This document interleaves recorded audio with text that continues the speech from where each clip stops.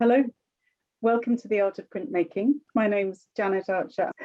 This series is taking place over 6 weeks, this autumn winter, starting today, and it's reflecting back on Edinburgh Printmakers exhibition programme during the summer festival period and ahead to our forthcoming programme. So the series is running on Wednesdays at 5 p.m. each week, and it's a series of online conversations, and each artist will discuss the impetus for their work and the technical production processes underpinning the printing of works at Edinburgh Printmakers studio at Castle Mills, and will reflect on the role of printmaking within their exhibition, but also within their wider practice. And I'm delighted this evening to have Hanna Tuulikki with me. Before I introduce Hanna, I'll just tell you a little bit about Edinburgh Printmakers. So if you're not aware, Edinburgh Printmakers was established in 1967. It was the first open access print studio in Britain, and we play a role in connecting artists to studios, workshops and creative spaces nationally and internationally, enabling high quality printmaking and innovation in print practice. And we're at a really exciting point in our development, having moved to Castle Mills in spring 2019, our new home. It's a beautifully restored heritage building in Fountain Bridge, which was formerly home to the North British Rubber Company and a thriving part of the industrial community in Edinburgh. And we've been able to significantly expand our offer in terms of studio space, exhibition space, events, courses, accommodation for artists, and an archive and shop and cafe. And we're just gently starting to reopen now after a period of closure due to the pandemic. So a couple of housekeeping points. So this event is being recorded and it'll be uploaded to our YouTube channel and website. The chat's disabled, but we will have questions at the end. So please use the Q&A to put your questions in. And as I say, I'm just delighted to be talking to Hanna Tuulikki. Hanna is an artist, composer and performer based in Glasgow. Hanna, you created a school print for the Castle Mills Contemporary Show at Edinburgh Printmakers, part of the Edinburgh Art Festival in 21. Your practice spans performance and audiovisual installations, blending vocal music, choreography, costume and drawing. And your new work, Under Forest Cover, was shown at the 2021 Helsinki Biennial, and you are currently showing work as part of the British Art Show 9, touring across the UK. Your highly acclaimed exhibition Dear Dancer was shown at Castle Mills in 2019. You were described by the National Gallery London as one of the UK's most important cultural practitioners. And in your work, you investigate how the body communicates beyond and before words, often drawing on embodied vernacular practices of vocal and gestural mimesis of more than human, to offer alternative approaches to making kin across multi-species entanglements. Your recent work engages with what it means to live on a damaged planet, proposing contemporary queer ritual as a way to process the trauma that comes with ecological awareness. You were Magnetic North Theatre's first artist attachment, supported by Gerald in 17 to 19. You were shortlisted for the Max Mara Art Prize for Women in 2019. Your work is rooted in a deep sense of ecological awareness, and as such, you've been invited to participate in a panel during a climate psychology summit as part of COP26 on the 20th of November. So I'm just thrilled to be talking to you now. I've been following your work for many years. There's your print behind me, which I can't remember when I bought that some time ago. And it's a real privilege to be connected to be leading an organisation to which you're connected. So thank you very much for joining me. I feel like the introduction, like this is your life. Well, it's a lot of things and a lot of thought, a lot of creativity has gone into your practice. Shall we start with Dear Dancer? So Dear Dancer was the show that opened Castle Mills in 2019. I'm going to show you, I've managed to find a little copper plate, which I think you've got the other half of. So here we are. And in the studio, look at that. So this is Debossing. Can you see the, maybe I should put a light on. Let's see if this makes a difference. Or is it just, oh look, you can kind of see the debossedness. Yeah. Embossedness, sorry. Maybe not. So just by chance, Hannah and I just found 10 minutes ago that we had the matching pair there when we wanted to show that to you. So Dear Dancer began by you having a chat with Sarah Manning-Shaw, our program director. So Sarah, I met Sarah in Kochi in India at where I was participating in the Kochi Biennial. And then when I got back, I received an email from Sarah, and she came and did a studio visit with me. At that point, I was in Edinburgh Sculpture Workshop, and we had a really, really good chat about ecology, about rewilding, and I had kind of begun to think about how I might explore the mimesis of deer through traditional dance, and then looking at archaeological sites and looking at their relationship to hunting practices. And so I discussed this potential idea with Sarah, and then it sort of sat on the shelf for a while, but I kept kind of percolating and distilling ideas, and then I actually ended up getting an attachment with Magnetic North Theatre, which allowed me to research these traditional dances. But I've got some images that I can show you, and then talk through. Yeah, that would be great, Hannah. Just for some people who may be watching may not understand the word mimesis. Oh God, yeah, sorry. Do you want to just talk through what that means? Yeah. So I use the term mimesis to refer to a kind of imitation or emulation within music and dance or movement practices. Specifically, the mimesis of the more than human, of various critters, of weather, of water, of multi-species entanglements and assemblages. And I'm interested in mimesis as a practice of becoming with, or as a practice of making kin or directing my attention to earth, others. And it's been a thread that has run through my work over the years, and but it changes with each project, the kind of the investigation. Okay, so that thank you, and that's really interesting. Should we have a look at your images? Share screen. Okay. Can you see that okay? Yeah. So as I said, the Deer Dancer project explored our complex relationship with deer, specifically within traditional dance, or it started by looking at traditional dance. And through the work, I began to unravel striking connections between two crises: the crisis of masculinity and the ecological crisis.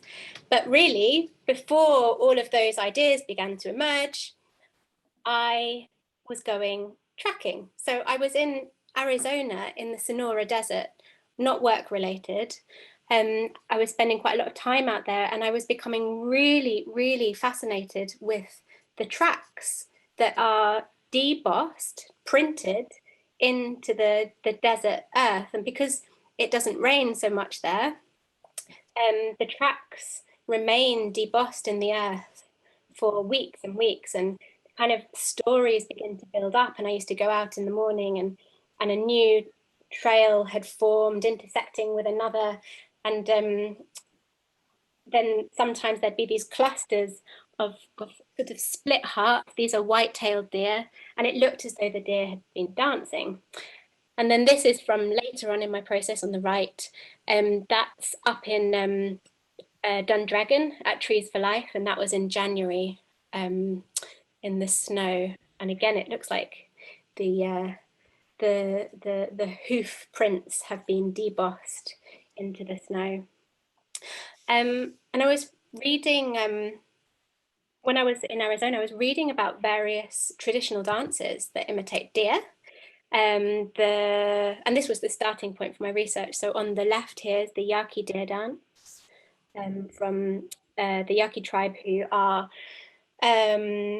people who originate from the Sonora Desert in Mexico, but then a lot of the Yaqui community were forced north of the border due to Mexican government persecution of indigenous peoples, but then later for economic reasons.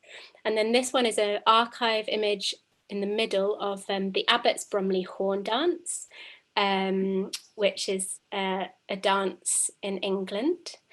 And they still use these same reindeer antlers that have been carbon dated to the 11th century. And then on the right, the Highland fling, said to imitate the capering of the deer. And so over a number of years, these are some images from my research, I spent time with tradition bearers, and went on field trips and spent time observing dances, observing deer, and learning with my body. So I'm really interested in tacit knowledge. What can I learn through doing, through singing, through moving, as opposed to just watching? So what forms of knowledge are embodied within these different movement practices? And I was also looking at these dances' relationship to hunting. They all have kind of roots or association with hunting practices. So I was in Arizona, I was going animal tracking. And then I spent a lot of time going up to Trees for Life, going out with the lead stalker, deer stalking. And while I was learning the dances, I began to track the dance's steps. So on the left here, this is just a kind of a notation in my sketchbook of the Abbot's Bromley horn dance when I first went. And actually, I was really lucky to be able to participate in the dance. So it gave me an insight into the different formations. And then I started to, on the right here, that's another image of a step from the Highland fling. I started to replace the steps, the human step footfall, with the deer hoof prints. And I thought it would be really interesting to experiment with debossing. So when Sarah and Edinburgh Printmakers confirmed that there would be a commission relating to Deer Dancer, I started to experiment with debossing in the print studio, and this is in the old building of Edinburgh Printmakers. And I worked with an exceptional technician, Anupa, who helped me to make these test prints. I've got one here, actually. Oh, but you won't be able to see it. I'll show you after. But yeah, this is, I just cut out pieces of cardboard and stuck it onto card, and then we wet the paper and then put it through the press. And as you can see, it has this similar quality of the tracks in the snow or in the earth. And I was also thinking at that point I'd quite like to work with some predator tracks, but that didn't actually find its way into the final work. These became a series of quite large visual scores of the various dances, and this is another little extract from the Abbot's Bromley horn dance. This is reindeer tracks here. And so I discovered that all of these, maybe I'll leave it on here first. that all of these traditional dances that I was studying, they imitate the male deer, specifically the male deer.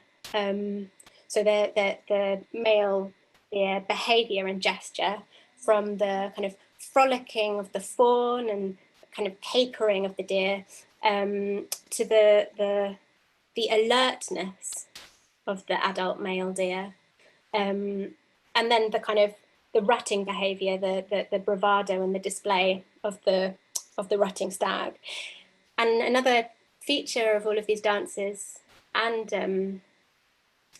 of all of these dances, was that they're all traditionally performed by men, and they're all thought to have their origins in or associations with hunting practices. So the thing that was problematic for me, though, within all of these dances, is that they evoke kind of images of wild nature, and I use that in inverted commas. But I realized that for various reasons, from kind of appropriation and romanticization of the deer, thinking specifically the Highland Fling, to the effects of climate breakdown, such as in the Sonora Desert, there's a disconnect between what's encoded within these traditional forms and the reality of the vulnerable or damaged ecologies. And so there was also this strange relationship between our cultural perception of wilderness, like this construction of wilderness, and possibly this kind of construction of masculinity. So a masculinity that draws on these behaviors. So I was filled with lots of questions. Is it possible that I can honour folk traditions and histories where sensitivity is due, but also critique or somehow destabilise the kind of some of the constructed problematic narratives within them or within our interpretations of them? What might it be for me to recode and redance my own gendered understanding of wild deerness, and what might this deer dance look like? And so moving to this one, drawing on kind of all this multiple layers of research, some of which I haven't even shared because they're not really time, I created a film work, which is a story of a imaginary wilderness world where I play 5 hybrid deer men characters who stalk each other to death. So from the left, this is the monarch, then the warrior, the young buck, the fool, and the old sage. I was interested, by querying these figures, I was interested to see whether I could challenge the kind of myth-making and appropriation that gives authenticity to certain forms of gendered behaviour. That's a big sentence, but yes. How did that feel for you, Hannah, taking on that gendered behaviour in its different forms as a woman? Lots of different emotions. I mean, it was a real journey, in all honesty. The surprising, I mean, I felt anger, I felt sadness. The surprising emotion that came up for me was empathy. So, which I didn't expect to feel empathy. But I think there's something about a process of becoming that allows you to see something of a character's vulnerability, perhaps. And then, go on. I was going to say, you recently had a second outing of Deer Dancer, didn't you, as a live performance? Yeah, so it became this exhibition in the Printmakers in the Castlemore space. And then here's a little photo from a recent iteration, which was a live version. So it was a durational work. I can't remember if it was 6 or 7 hours, with 4 other female identifying performers. And we were going to take it in turns to play each of the 5 characters, but we actually only did it twice. So we spent quite a long time within each character, the 2 that we played. So I like this idea of out of a print, many things will grow. Yeah, it's it was interesting with this work. I'll just stop sharing now. How do I do that? Oh yeah, there we go. Yeah, with this work, it felt very much like the kind of scoring that I was doing. It felt like it was really a parallel process to the physical work, which, yes, they were parallel processes. And you experimented with that further with your school print, which Edinburgh Printmakers commissioned as part of Castle Mill's Contemporary, shown this summer. And School Prints is a project which Edinburgh Printmakers initiated, which is going to gift prints to schools across the city of Edinburgh. So we're just working out how to do that, but very soon we'll be able to hopefully announce what we're going to do to be able to distribute these wonderful, wonderful prints. And you can see Hannah's school print there. We're going to be hopefully being able to send those out to schools across the city as gifts from Edinburgh Printmaker and from the artists involved. So thank you, Hannah, for participating in that. It's a great thing that you've been involved in that. So in terms of this work, it's a set of drawings, isn't it? But sort of preparation for a much bigger project, which... My goodness, so that was through lockdown. So just as the pandemic hit the UK, I was just preparing to go into production for a work I was making for Helsinki Biennial, and I was about to film a choreography, well, go into rehearsals and then film. And then lockdown happened, and at first I was desperately trying to keep the choreography in my body by moving all my furniture out of the way and masking a kind of a space in my living room on carpet, and it was quite mad. And then it was just so disruptive to my living environment.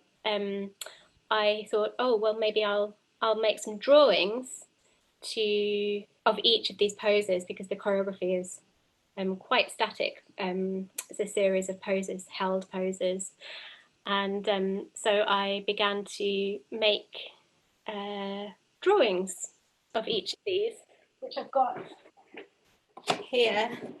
Can't remember how many there were in the end. There's lots. I remember talking to you at the very beginning of lockdown, and I think that's how you felt at the time, like many of us. And there was a sense, I didn't quite know what was going to come out of that conversation, so I'm really interested to see where it went. But I think there was for all of us a real sense of despair at that point, which sometimes it's very easy to forget what a traumatic period of our existence we've lived through, not just in terms of ecological disasters, well, I should say not just in terms of a pandemic, but also in terms of increasing ecological disasters across the world. I think that the drawing that is encapsulated in your print really does embody that sense of us all feeling disempowered. But I'm interested that in the same set of drawings, you've also got another figure, which is more sturdy and hopeful, and a sense of reaching out for something. Is that embodying hope, or is that just simply another pose that's actually that comes from, hang on, I'll see if I can find an image. So the project was also on some levels looking at the kind of romanticization of national identity, and kind of in the Finnish context, the kind of romantic idea of forests, but actually most of Finland's forests are forest plantation. So I was interested in what does it mean to have a depth of connection with a forest plantation. Anyway, so that pose did come from the this iconic Maiden of Finland. But then she took on a different meaning. I mean, as work does, right? Absolutely.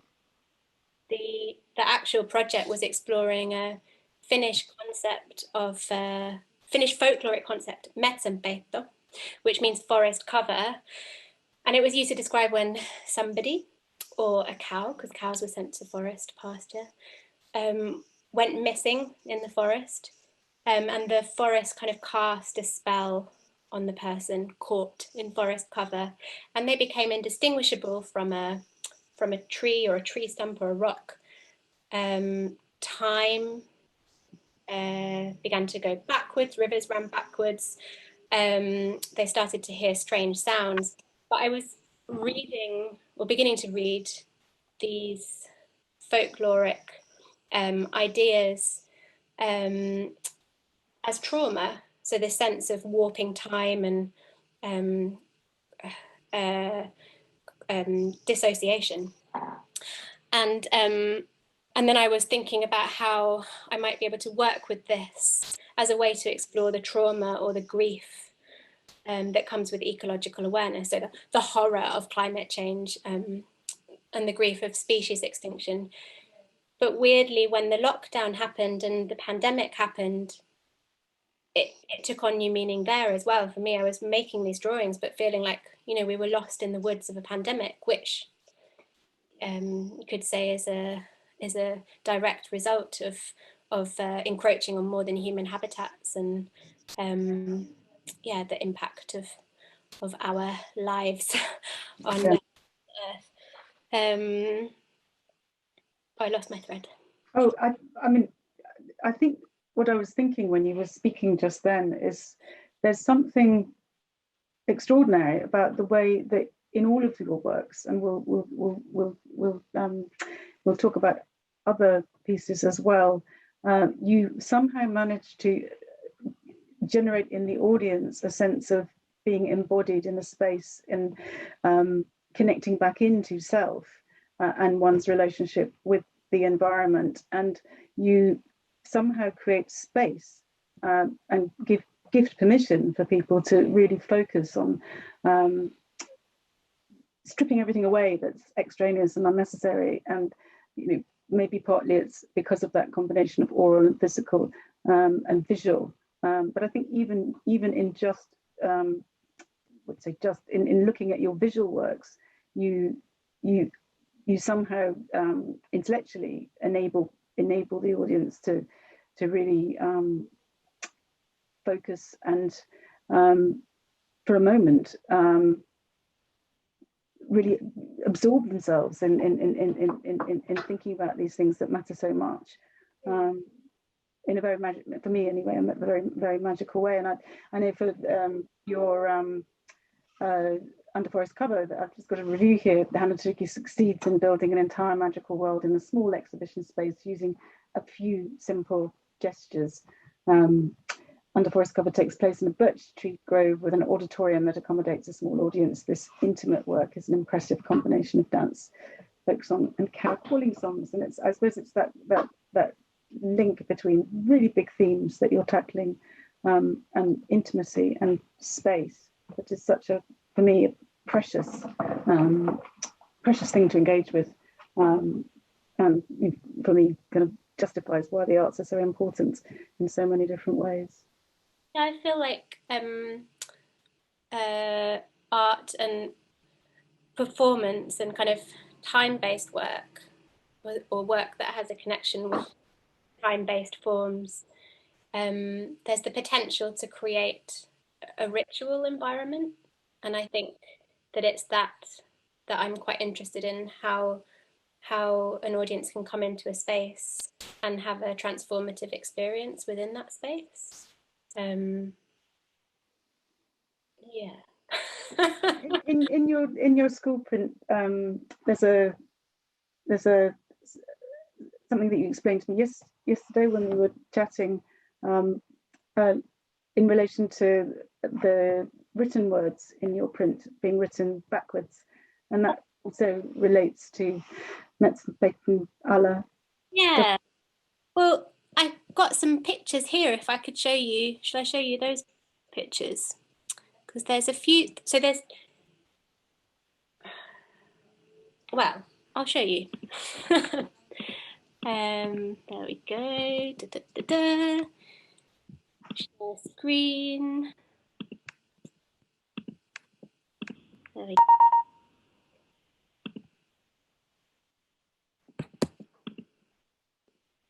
And for anybody that hasn't quite realised, you can hold Hannah's print up to a mirror, and then you're able to read the words and what they say. So these are archive images of people. The first one is somebody calling somebody that has been caught in forest cover, caught in Metzenbecken. And the other one is, so in the folklore, there are a series of gestures or actions that the one lost in forest cover can perform to find their way out, like looking under the left arm, looking between the legs, beating the ground with the hand, or if you're on the outside, binding the branches with red thread. So this is somebody binding the branches. So I was interested, what might this folklore teach us? If I'm going to look at Metzenbecken as a metaphor for trauma that comes with ecological awareness, what does folklore teach in terms of this kind of psychological aspects? So this is a photo of my grandma. So my mum is Finnish. My grandma is milking a cow here, and that's my mum and my auntie as kids there. And this was my great grandparents' farm, which is now a derelict farm in eastern Finland. And my mum used to tell me as a kid of how her aunt would sing cow calling songs to call the cows back out of the forest. So when I got invited to make this work for Helsinki Biennial, and I was thinking about the forest cover, and I saw that photo of the person calling somebody out of forest cover, I started to think about these traditional cow calling songs. They often have lyrics that have that translate as come back home, come back home. So I went on a kind of pilgrimage to my family's farm. You can see a similar skyline, even though it's a now it's a forest plantation. And I, for a few mornings at dawn, I recorded vocal improvisation based on these traditional calls, but also kind of interacting with the various bird life and the wind in the trees. And then back in Scotland, I started to work with to create a choreography of somebody caught in forest cover, kind of playing with what I called humanimal poses, kind of four-legged poses, and then looking at verticality, finding a relationship with trees, and then also working with these gestures that I was talking about. And then I was also interested in another tradition, which is what you were talking about with this backwards mirror text. In Finnish, Ingrian and Karelian tradition, there are songs that would be sung to the trees. People would take their troubles to the trees and sing them to the trees because the trees do not judge. They don't pass on secrets to the next neighbour. And I was really interested in this practice. This is a practice. And, oh, there's only, oh yeah, no, that's right. I started to write a song inspired by this tradition, but exploring ecological grief, and also in relation to kind of heritage as well. And when I was writing it, I started to think what might be the kind of visual equivalents. And so the reason being, to create this, or to explore this sense of being caught in metzenbeet, in forest cover, I began to learn the choreography backwards, and I learnt to sing the song backwards. And then when I started editing the moving image and the sound, I played it forwards, which gave this kind of strange quality to the movement and to the sound. And that's why I made this mirror text. So yeah, you're right. If you look through a mirror, hold the text up through a mirror, the lyrics will be revealed, although there's some, I'm giving it away. This is my lockdown studio. I made a kind of temporary studio in the shared close.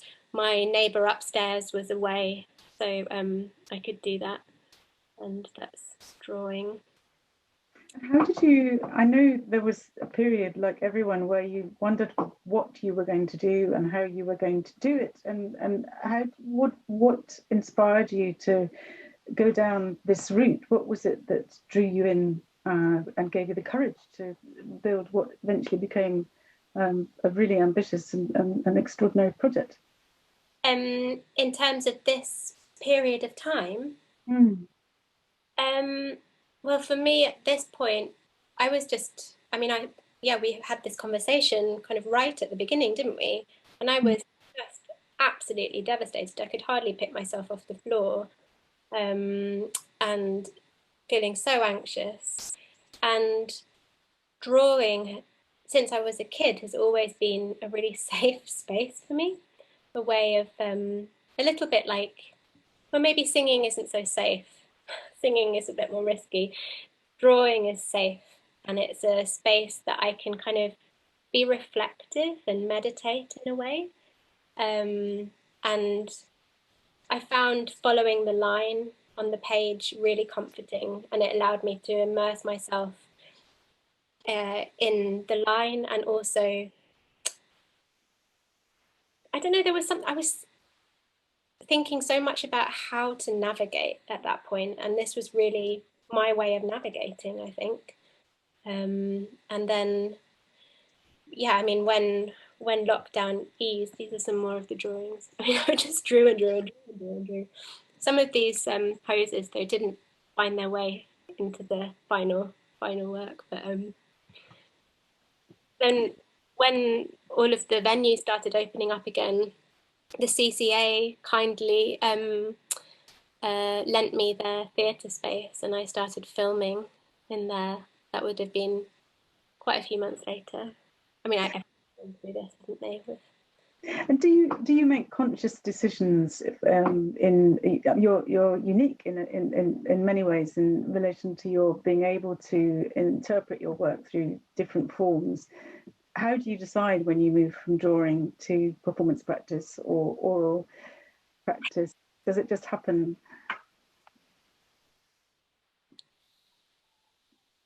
I'm not sure. I don't know if I can consciously articulate. I think the process is always different, and I guess I just have to be present to the questions that are coming up, and which part of a process might be most appropriate. So kind of a relational practice with myself, but also with my collaborators as well. Yeah. And actually for both this project and Dear Dancer, I work really closely with performance maker Peter McMaster, who on these two projects was my dramaturg, so kind of my outside eye. And so it's through those kind of conversations. Sometimes it's really helpful for somebody to witness you and then be able to feed back something that you might not be able to see because you're in your body, right? Yeah, absolutely. Now, before we move on to questions, I just want to touch on a couple of other projects, if I may, Hannah. Yeah. So I've got another one of your drawings just behind me on the wall, which again, birds, which I bought. I can't remember when, but well before I joined Edinburgh Printmakers.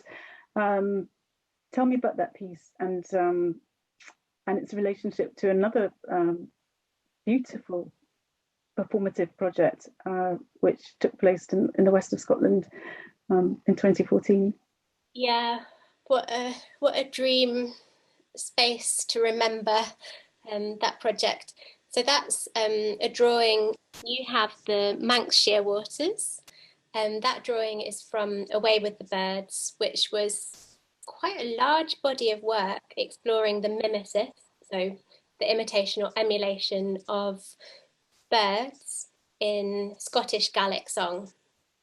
And at the heart of that work was a composition. It had different iterations, but the final one, it culminated in a composition for 10 female identifying performers, which was performed on the Isle of Canna in August 2014. It's so long ago now. And I could show some images from that performance. It took place in the harbour on the Isle of Canna.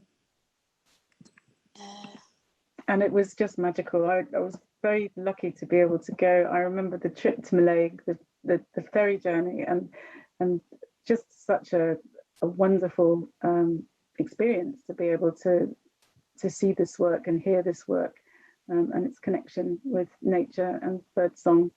I was telling Hannah yesterday that I bought a piece of some wool when I was on Canna, and meaning to use the wool to knit something with, and I've never quite managed to bring myself to do that, or give it away, which was also an idea, because it's very tactile, and every time I feel it and smell it, it just reminds me so much of that moment, which is very healing in many ways. So I'm going to ask whether anybody has any questions, and if not, we'll carry on talking. But if anybody does have any questions for Hannah and wants to pop them into the Q&A, then now's the moment to do that. Nothing's appeared yet, so we'll keep talking and see whether anybody has any specific questions that they would like to ask. There's also a link between, I think I'm right in saying, between Away with the Birds and your involvement in this year's British Art Show 9, which is another tremendous achievement, and great to see you there. Do you want to talk a bit about the work that's in that section? So British Art Show, the curators, it's not going to be a touring exhibition that's going to be the same. So for this iteration that's currently on show in Aberdeen Art Gallery is the 10 species drawings, the bird drawings, like the print that you have behind you. So the composition that sits at the heart of Away with the Birds was created from fragments of Scottish Gaelic song poetry, imitative of birds, and in the kind of Away with the Birds collection, for want of a better term, there are 10 nine songs and a handful of poems, so I kind of grouped them as one. And for each of these songs, I spent time with a Gaelic tradition bearer, Mary Smith, and an ornithologist and sound recordist, Jeff Sample, to look at the connections between the songs and the birds, the sounds and the movements of the birds, and then selected a bird to represent each of these songs, because some of them imitate kind of assemblages of species. Some were very iconically one, like the Manx shearwater actually. That's from a St Kildan lullaby that has these soft sibilant sounds, a little bit like the Manx shearwater's cries as they come in at night. So in the British Art Show, there are these drawings which Hamad, the curator, has positioned as they appear in the virtual iteration of the work, which is also shown on the digital British Art Show, which is the visual score. I could show you a bit of the digital score, then you know what I'm talking about. So just so you know, Hannah, we've just got a couple of questions that have come through. And then the composition, the sound, so the sound in the drawings. And then you can see the score and film footage, film documentation from the performances on the Isle of Canna, on the online British Art Show. Are you going to show us some? Oh, I thought you were going to ask. Oh. I'm happy to do that. Show us a wee bit and then I'll ask more questions. Share screen.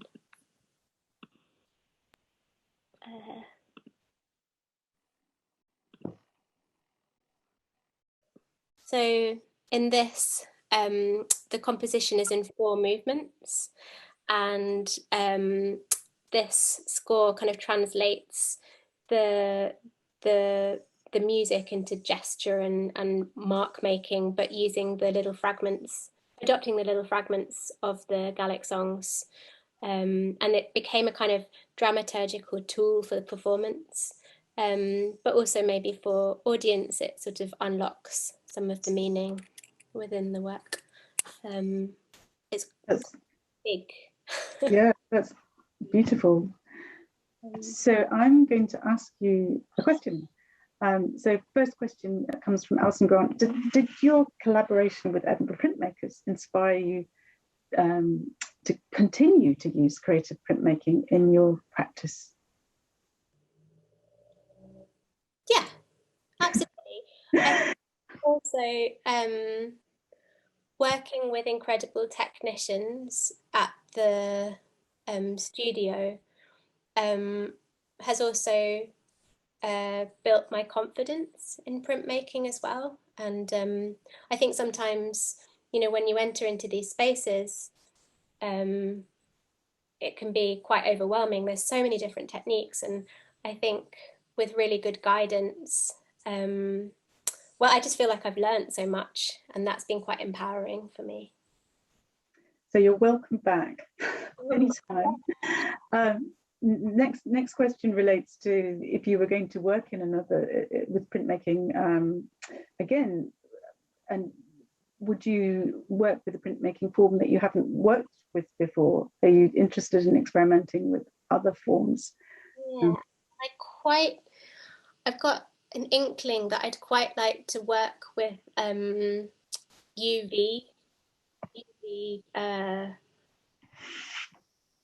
print, like screen printing perhaps, I'm not sure, something where the image is completely hidden and can only be seen under UV light.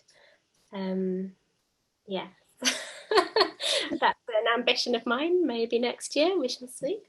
Well, that's a challenge to put to the studio, yeah. and talk about. So in your mind, we last year, Hannah, you very kindly appeared on a series that I hosted at the University of Edinburgh. We were talking about why arts and culture matters in a time of pandemic, and how arts and culture can potentially help society and economy and get through the pandemic, and really processing in quite a deep way what the value of the arts are and is to society. In just looking at printmaking as a form, which is a very special form, what would you say if you were going to talk about the value of printmaking to me, coming into an organisation looking after this form?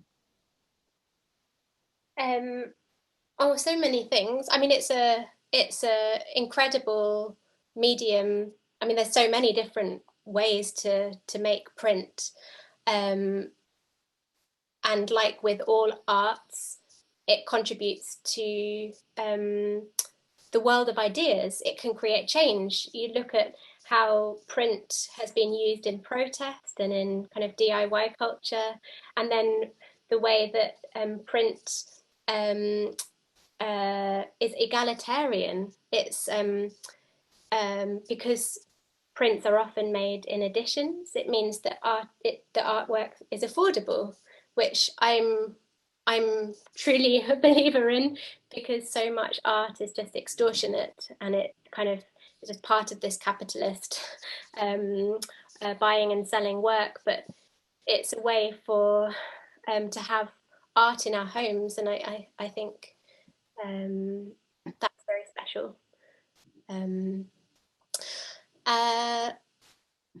I also think it's really physical. It's a really physical process, and it's never the same. So it's there's always a little bit of chance involved, and when you're making multiples, it's not like they're all going to be the same. So there's something quite magical about that. Yeah, I agree. It is a really physical form. It's interesting watching the physicality of printmakers working in the studio. It's hard work, and it requires a lot of focus and a sense of rootedness in your space to be able to get it right. It's interesting to me, coming from a dance background, to witness that. And see how that works. And do you, just lifting up and talking about the arts more broadly, a year on, 18 months on, in relation to some of the things that we were talking about in terms of the arts and their challenges and their hopes and opportunities, what's your reflection in terms of the state of the arts? It's a big question just now in the world. And what do you think we should all be focusing on? Oh, I have good days and I have bad days. I think as a community, we really have to harness radical hope, and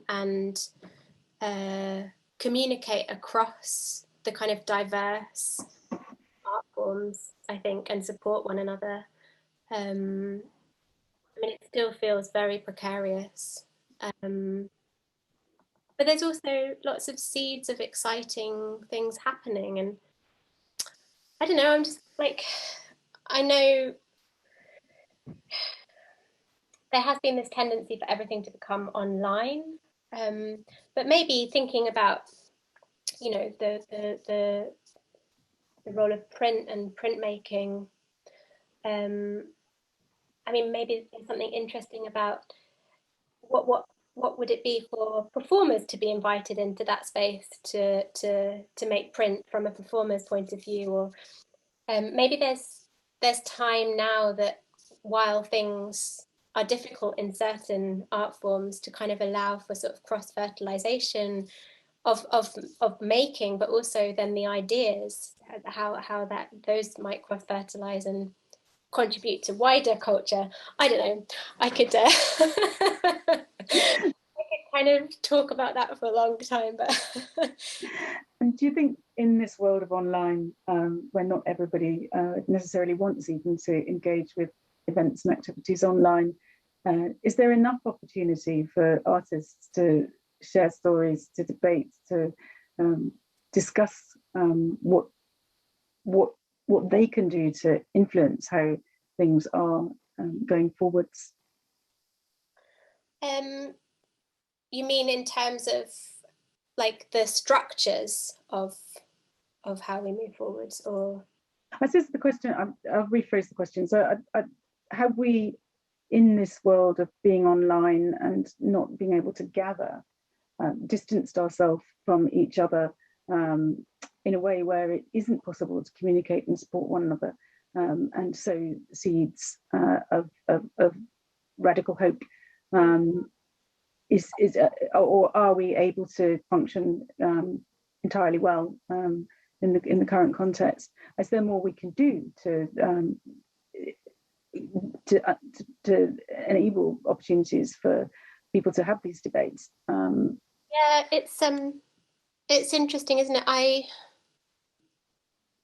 As part of my practice as a performance maker, I miss those live moments with audiences, but also not just the performance where you feel a relationship with an audience in a space, whether it's in a or out on a hill. It's also those moments before, maybe not necessarily for the performers, but certainly for audience, those kind of moments of gathering, and after where conversation happens, and that's community. And I think it's those chance conversations or those chance encounters that you might have with one another. I really miss those moments. I was also, when we were doing the Deer Dancer performance, that was a live stream. I mean, it was live, but it was online. And a lot of the rehearsal process was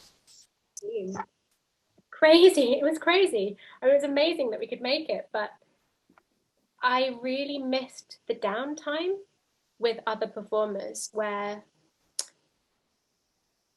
yeah, the kind of rapport is built and ideas are exchanged. I really missed the kind of the accidental moments, I think. And I think the digital world doesn't allow for so many accidents, except for the technical kind.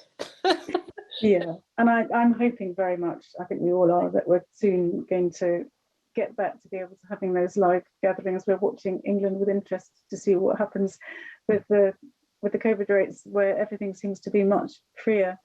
Yeah. But we've got a nice comment that's come in from Jules Bradbury in response to your call to action in terms of different forms of practice in the studio. So I always felt there was a wonderful piece of choreography to be made around the physical actions undertaken in the printmaking process. I first thought of this when watching Christine Slogan and then Alistair Clark ink up a plate with a large leather roller. And I'm hoping very much that the end of the Art of Printmaking, when I do talk to Alistair about the various printmaking forms and techniques that go into them, that we might be in the studio. We're waiting for an internet connection at Edinburgh Printmakers, a fibre broadband to be installed, but with a bit of luck, we'll be able to talk to everyone from the studio at that point. So Hannah, I'm going to thank you hugely from the depths of my heart for being with us today. It's been really interesting talking to you as ever. You've just had some good news today, actually, which I was thrilled to hear. Yeah, so earlier this year I was invited to participate in the Biennial of Sydney next year, and today I found out that my project is going to be funded for that. So I am relieved and excited that I'm going to be exploring alternative forms of alternative processes of grieving, specifically around ecological grief, through making kin. Specifically, I'm looking at relation with seals. So expect some seal music coming. Well, really, really look forward. And of course, you're going to be taking part in a panel at COP, which we haven't had a chance to discuss, but we'll look forward to that. So I'm going to say good evening. Thank you to everyone who's attended today. Next week at 5 o'clock on Wednesday, Tiffany Boyle, who's Edinburgh Printmakers programme producer, is going to be talking to Hardeep Handel, and Hardeep created a school print for the Castle Mills Contemporary Show alongside Hannah, and his work is also part of British Art Show 9, and Hardeep studied at Leeds Met University and the Glasgow School of Art, so I'm really looking forward to that. Hannah, thank you hugely, and good luck with all of your new projects, of which I'm sure there will be many, and I hope very much that we'll get to meet and talk in real life again at some point soon. Yeah. Thank you. Thank you. Bye.